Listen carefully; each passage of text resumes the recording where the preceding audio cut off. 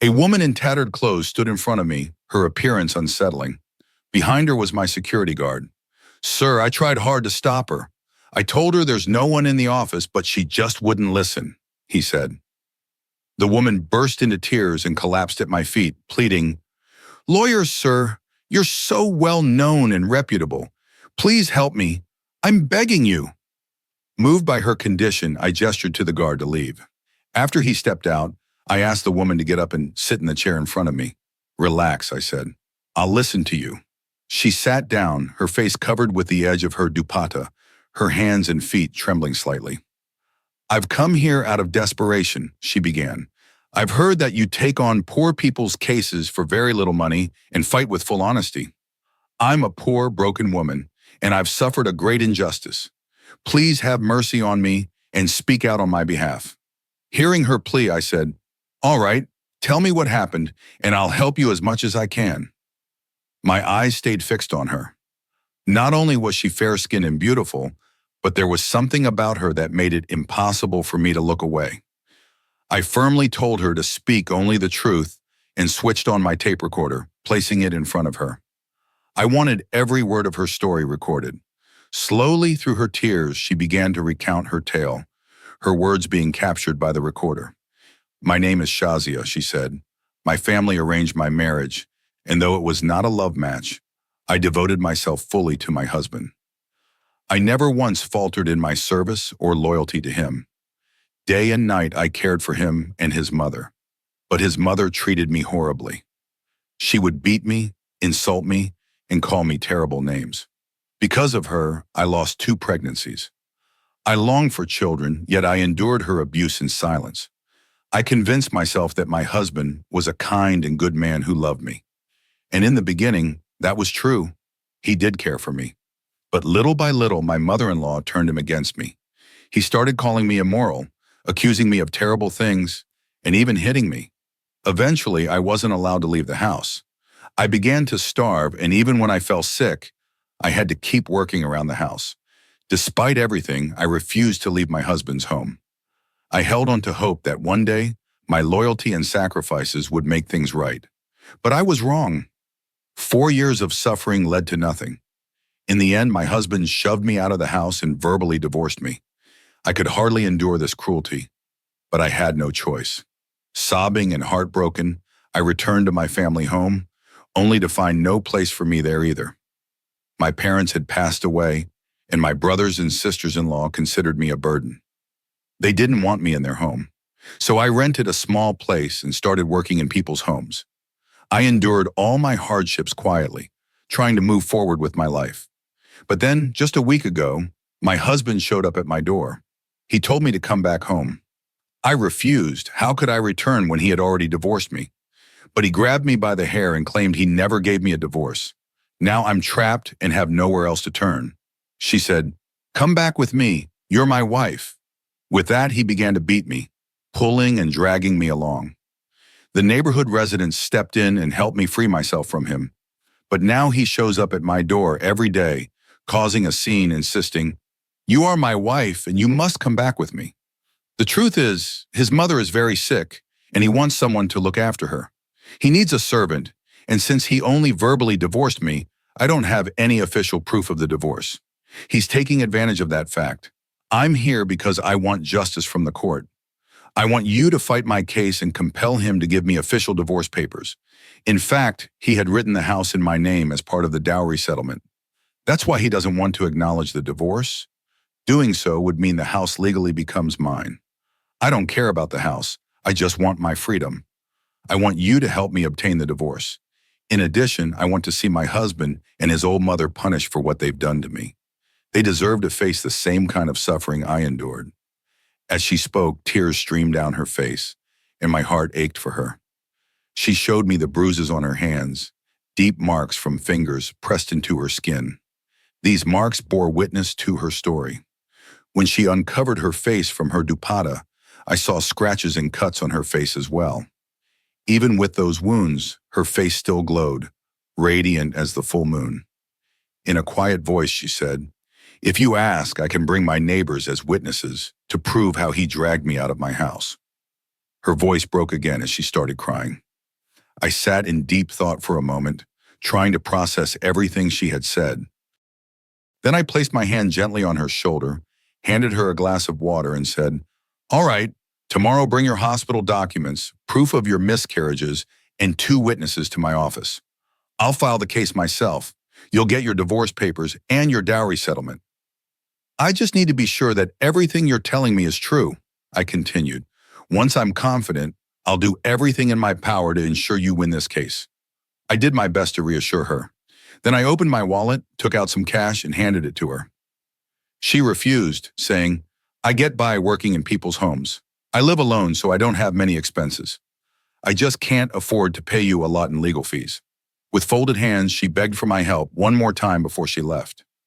As she walked out, I gathered my things and reflected on how cruel society could be.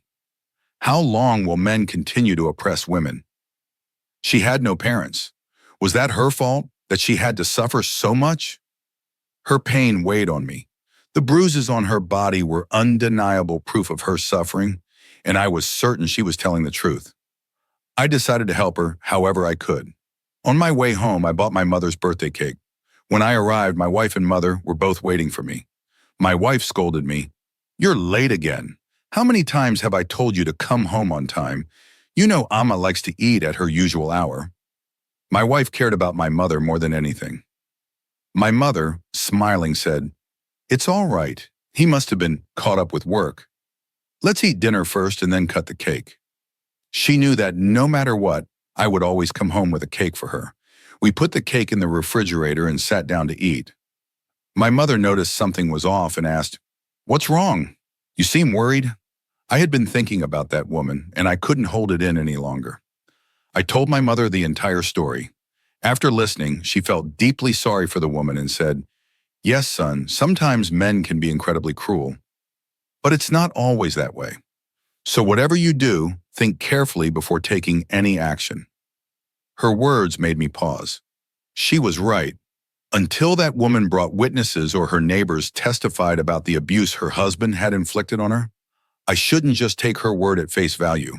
Before leaving, the woman had written down her address. So I decided that the next morning, I would go straight to her neighborhood and find out the truth for myself. You see, I was one of those lawyers who only stood for the truth.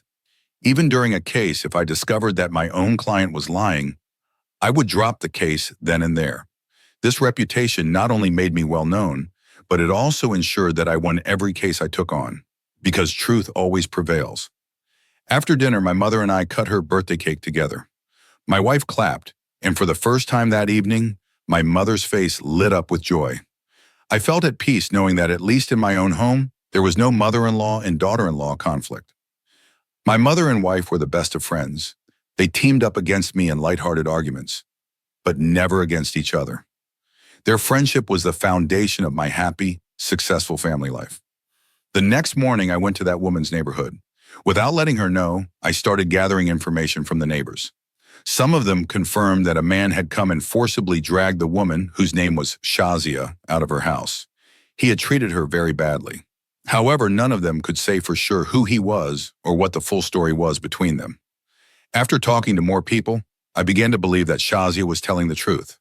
Her husband really had mistreated her, and this was the same husband who had already divorced her. I left her neighborhood and headed to my office. Later that afternoon, Shazia came by with 2 witnesses. They both confirmed that her husband had treated her cruelly. They were her neighbors, and they supported her claims. Additionally, she presented hospital reports showing that she had suffered 2 miscarriages. Once I was fully convinced of her story, I not only helped her file an official police report, but I also reassured her that she would win the case. I started working on her behalf immediately. There were several legal provisions that strongly favored Shazia, which would not only grant her a divorce, but also secure the dowry settlement that included the house where her abusive husband and mother-in-law currently lived. Following the police report, her husband and mother-in-law were arrested. I spoke to her husband, but his side of the story was completely different. He claimed he never divorced Shazia and insisted that he loved her and wanted to live with her. According to him, Shazia was the one who had developed an interest in someone else. He said she ran away from their home to pursue an illegitimate relationship with another man. He described himself as a man of honor, unable to tolerate his wife's supposed infidelity. He admitted that he had tried to forcibly bring her back to their home, but he denied beating her. I listened to what he had to say, but by this point, I had already seen enough evidence to know that Shazia was the victim. As I continued building the case, I reflected on the harsh realities faced by many women like her. I resolved to do everything in my power to ensure that justice was served. He was even prepared to swear an oath on his wife's supposed infidelity, but I was filled with anger toward this man who had spoken so cruelly about the woman. "Tell me the truth, Ahmed. Are you saying you never divorced your wife?" I asked sharply. He shook his head and said, "No, I never divorced my wife. I don't want to leave her. It's true that ours was an arranged marriage, but I love her. I made a promise to her dying parents that I would care for her until the end." His statement made me laugh bitterly. "All right then," I said. "Tell me this. How did your wife's 2 pregnancies end in miscarriages?" Tears welled up in his eyes. "Shazia didn't want to become a mother so soon," he said.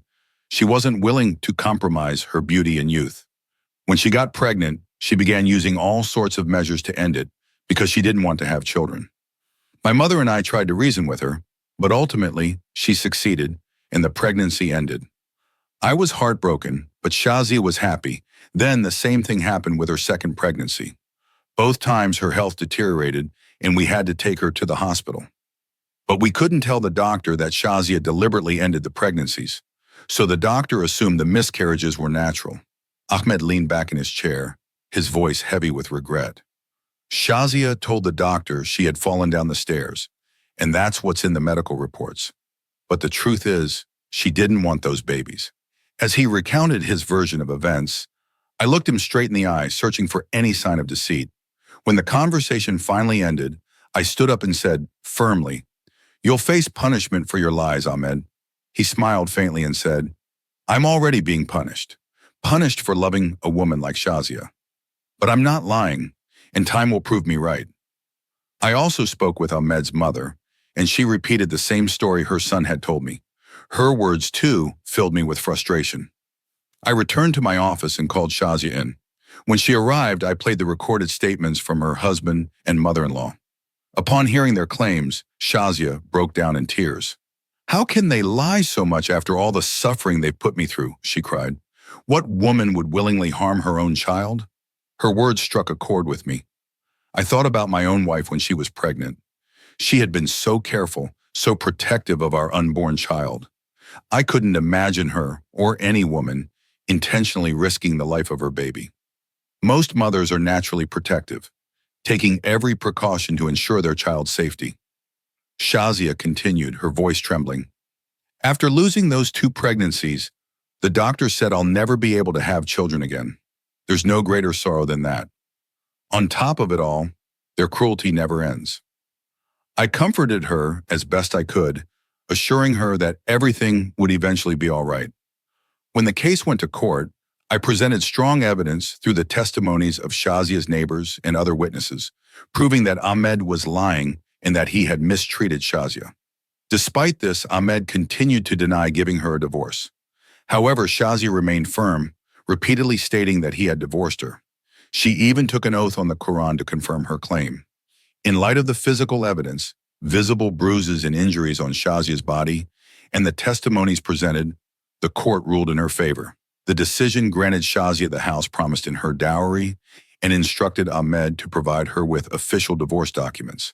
Justice was served, and Shazia was finally able to move forward with her life, free from her abusive husband and mother-in-law. Ahmed was also fined heavily for his abusive treatment of Shazia, and he and his elderly mother were both sentenced to 6 months in jail. The 2 of them ended up behind bars, while Shazia expressed her gratitude toward me. She thanked me for standing by her, taking care of her case, and fighting for her rights at a very low fee. "I'll stay in a small part of the house and rent out the rest," she said. "That way I can live my life with dignity." With the divorce papers now in her possession, Shazia was completely at peace. The case was officially closed. That day, I returned home feeling unusually happy. I told my mother the entire story, and she said to me, "Always stand for truth and justice." But what I didn't know was that the side I had taken wasn't the truth. It was a carefully crafted lie, a lie that was soon to be exposed. 3 months passed, and those months were filled with a growing unease. Every night my heart felt heavy, as if I had done something terribly wrong. I couldn't shake the feeling that something wasn't right. Several times I shared my restlessness with my mother. She responded, "Could it be that you've done something wrong? I raised you on lawful earnings. Not once did I let you eat anything tainted by dishonesty."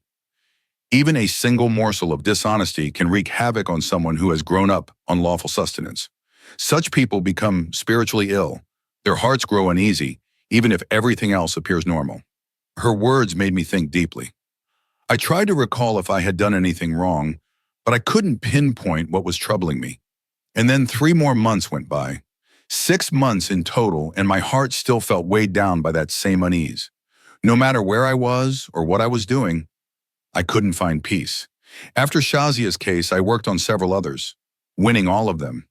Yet none of those victories brought me any satisfaction. I couldn't enjoy the feeling of winning a case anymore. My heart remained restless. Then 2 more months passed. A total of 8 months after the case was resolved, something happened. One evening, I saw Ahmed sitting outside a small roadside cafe. For reasons I couldn't explain, I felt compelled to go and sit beside him. As soon as he saw me, a faint smile crossed his face. "So tell me, counselor," he asked quietly, "do you sleep well at night?" His words startled me. I looked at him, my confusion and unease growing. Tears began to glisten in his eyes. "Did you know," he continued, "that after hearing her sentence, my mother's health deteriorated? 2 days later, she had a heart attack and passed away." He paused, his voice shaking. My mother was a noble, righteous woman who lived her life with the utmost purity. The mere thought of going to jail was too much for her to bear. She couldn't recover from the shock, and she left this world. My heart sank as he went on. "You are the murderer of an elderly woman who wasn't just kind but incredibly compassionate as well. Have you found peace now? Don't you feel the weight of your actions in the eyes of God? Have you had any restless nights?" His questions hit me like a series of blows to my soul. I looked into his tear-filled eyes as he continued. "Shazia was a deeply immoral woman. Even while married to me, she had relationships with other men. But I chose to keep her in my home because she had no parents. I thought to myself, if I throw her out, where will she go?" These words, spoken with such conviction, cast a shadow of doubt over everything I had believed up until that moment. But one day my patience finally snapped. I told my mother that I couldn't endure Shazia's behavior anymore, that I wanted to throw her out of the house. My mother, however, stopped me. She said, "She's an orphan, my son. Don't be cruel to her. What will you say to God?" Her words convinced me to keep tolerating Shazia's actions, no matter how unbearable they were. Even when she caused the loss of our 2 children, I remained silent. I held on to the hope that things would improve. Then one night I caught her on the roof of our house, in a room with another man. It was too much to bear. I couldn't hold back my anger and slapped her. That very day she left the house. But as she left, she spread lies, telling everyone that I had divorced her. I hadn't. I never uttered the words of divorce, but she announced it to the world as if I had. Over time, I realized why she had insisted on having my house included in her dowry. From the start, she had no intention of making the marriage work. She only wanted the house. But I couldn't give it to her. It was my father's hard-earned property. When her mother brought up the idea of naming the house as part of the dowry, my innocent mother didn't object. She said, "A daughter-in-law is like a daughter. Whether the house is in her name or mine, it makes no difference." My mother's simplicity led to the house being listed in Shazia's dowry. That's why Shazia made such a big deal about divorce. She wanted that house, and you, counselor, supported her in getting it. Not only did she end up with the divorce papers, but she also got my home. I wasn't upset about losing the house or Shazia. What pained me most was my mother's death. She died unjustly, an innocent woman who was always kind and devout. She never wished ill upon Shazia, yet she suffered and ultimately passed away. That's why I've been wondering, do you and Shazia sleep peacefully at night? Because in some ways, you're both guilty. I tried to warn you that she wasn't as innocent as she appeared, but you trusted her more because she was a woman. You have no idea how I endured those 6 months in jail. Today I have no home, no job, and not a penny in my pocket." As he spoke, he turned his empty pockets inside out. His words filled me with shame. My head hung low and I felt a wave of regret wash over me. I brought him to my house, apologized profusely, and he, in his magnanimity, forgave me. From that point, I filed a defamation case against Shazia on Ahmed's behalf. I vowed to him that I would win this case just as I had with all my other cases. I worked tirelessly, calling the witnesses in for private discussions. Gradually, I uncovered the truth.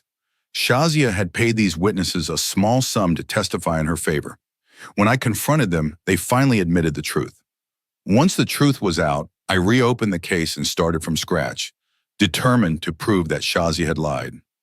Using solid evidence and well-structured arguments, I managed to win the case. My client, Ahmed, and his late mother were finally proven innocent. Although Ahmed didn't regain his house, he regained his lost dignity. He was once again able to walk proudly in society. I apologized to Ahmed many times and even visited his mother's grave to ask for forgiveness. Slowly, the restlessness that had plagued me began to fade. After winning Ahmed's case, I cried for a long time. I raised my hands in prayer, asking God for forgiveness for my mistake. My mother reassured me, saying, "You have realized your error, and you have sought Allah's forgiveness. You're no longer a sinner." Shazia, too, was punished for her actions. She ended up behind bars, losing not only her freedom, but also her ability to ever have children again. That alone was punishment enough. Over time, she would come to regret her choices and feel the weight of her actions. That thought brought Ahmed some peace. As for me, I learned a hard lesson about truth and justice, about trust and betrayal, and about the importance of ensuring that no stone is left unturned in the pursuit of what's right. From that day onward, I carried this experience with me as a reminder to always be thorough, to always seek the truth, and to always stand on the side of what's just.